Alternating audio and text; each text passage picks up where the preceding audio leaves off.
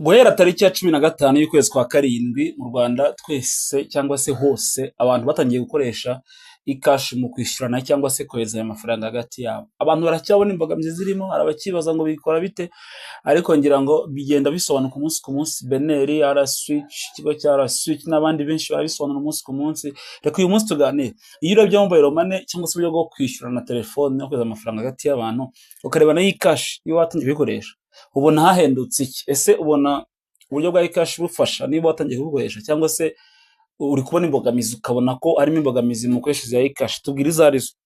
Hanyuma reka duse nk'abagereranya iyi ikashi ndetse na mobile money payment. Icyo bya mobile money payments ntabwo tuvuga gusa uburyo bwo kwishyurana kuri mobile kuri MTN, kuko na Airtel Money nayo ni momo cyangwa se ni mobile money payments buriya. So ikashi nk'uko tubizi, reka tugereranye ibintu turebye ku biciro.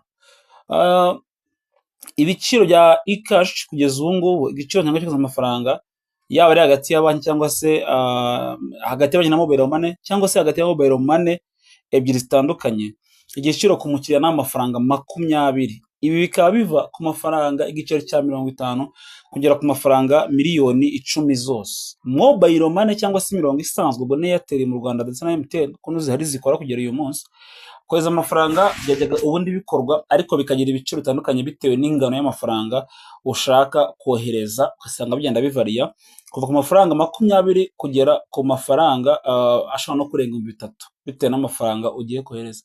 Ariko ibaze ko noneho ibiciro 50 kugera kuri miliyoni 10 ushobora kubyohereza just ukoresheje iki ikashi ku mafaranga gusa ibiciro 20 bagukata. So bivuze ngo birahendutse. Kandi R-Switch ndetse na Beneri ni banki nkuru y'igihugu twavuze ko muri video ibanza ariyo ishinzwe gukontorora ama payment systems mu gihugu, ariko kandi hakongera hakabaho na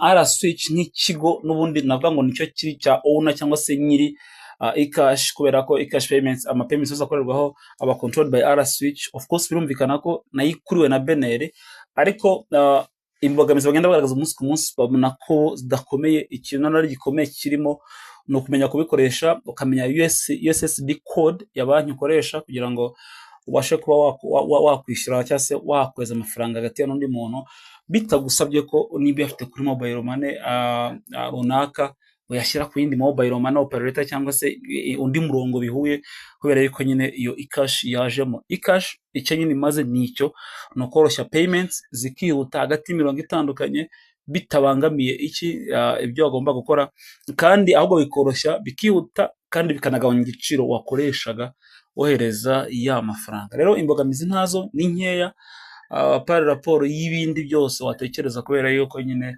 burya ibintu byahindutse mu mafaranga. Any other challenge ishobora kuganirwaho, ishobora no kuba ari isanzwe, ariko mu by'ukuri irahendutse kandi irizewe mu by'ukuri, ku buryo nawe niba utayikoresha yikoresha uyu munsi udasigara, kubera ko we are digital and we are going cashless. Ntago gufata amafaranga mu ntoki bigezweho, kubera nyine izo ngamba zose n'iryo terambere tugenda tugeramo. Ikashi rero ntusigare nawe.